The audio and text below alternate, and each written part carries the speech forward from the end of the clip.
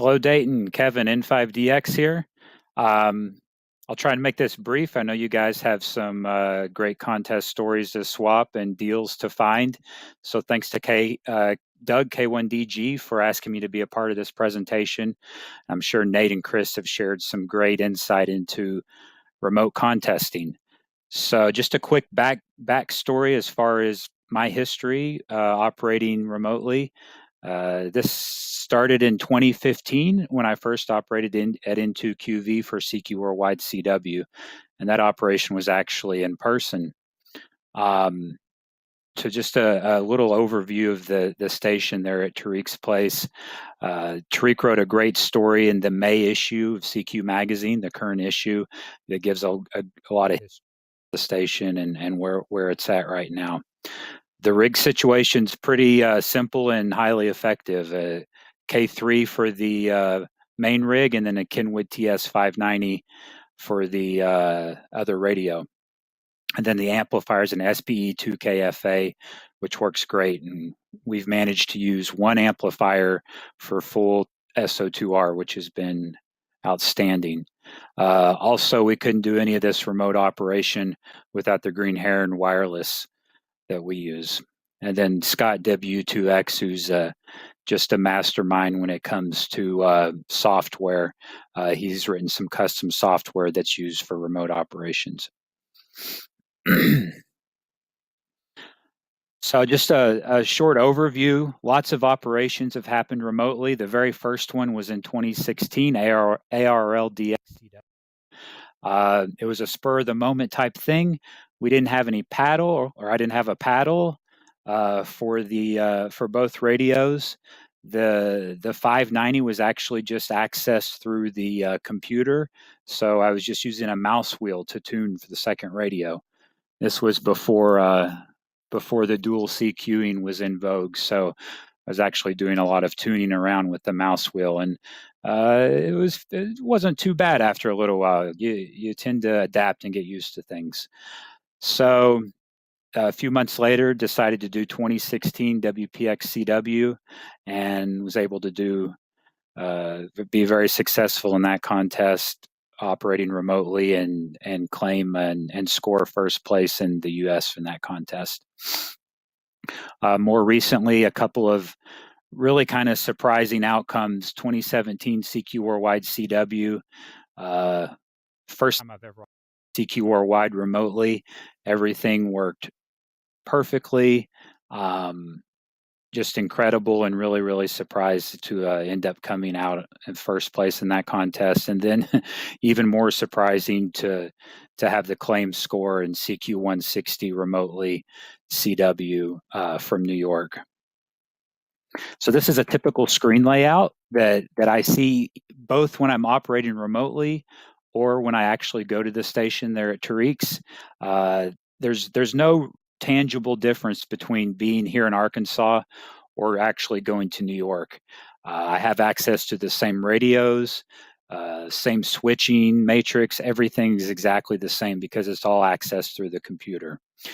So you'll see a few things here that may look probably familiar, maybe not. Right here in the middle is the Green Heron switching for our receive antennas. Up above that is the keypad for controlling the amplifier, and being able to access the SPE amplifier is remotely all through the desktop. Being able to turn it on and off, put it in standby is just something that's invaluable. Okay. So is it the same? Well, in some sense, yes, it is.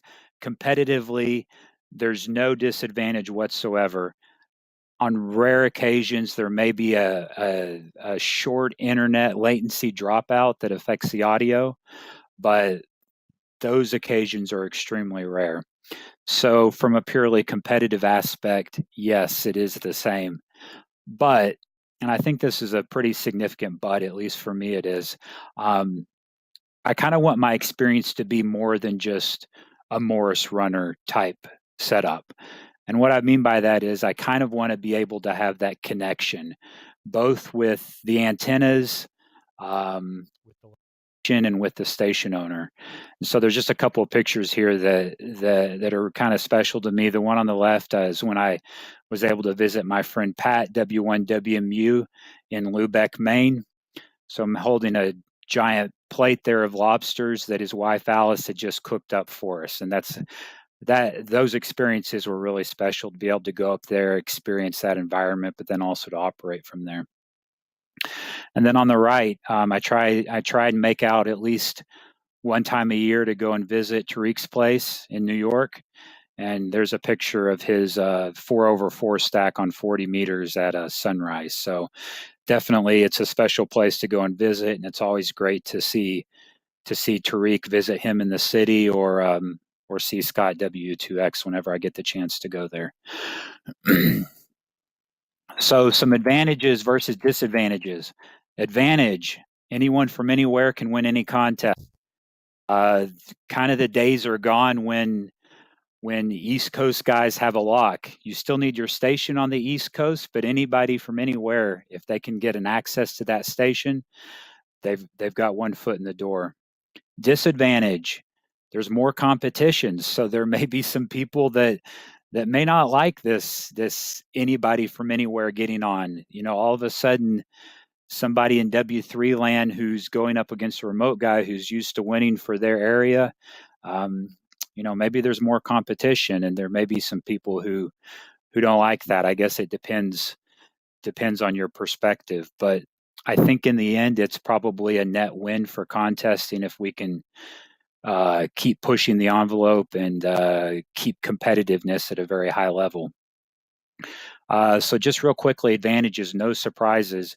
Basically, the station owner has to end up getting 100% of the bird, everything ready. So for the operator, that's great. Economics, of course, it's significant to not have to buy a plane ticket, rent a car, miss work, that sort of thing. And it's definitely 99.9% to 100% as effective as operating in person. Disadvantages, you are at the mercy of the internet. So far, I haven't had any experiences when the internet dropped out to the point when I couldn't operate a contest, but occasionally there will be some times when the internet does drop out, and usually it's for just a few seconds and then you're back into it. Again, you have kind of a slight disconnect with the magic of ham radio or the magic of contesting by not getting to see those antennas or touch that tower or walk around or experience that new. So for me, that's something that's important and something that I hope I can continue to experience. And then there's a big question, what do you do when something breaks? Well, if it's ARRL contest, your contest is over, because their rules specifically prohibit anybody from making any station change unless that person is the operator. CQ Worldwide doesn't seem to have that rule, so you don't have that scenario to deal with. But that's probably definitely something that will be discussed more and more as remote contesting continues to grow. So hopefully I shared something interesting with you guys, and thanks for listening to me. 73.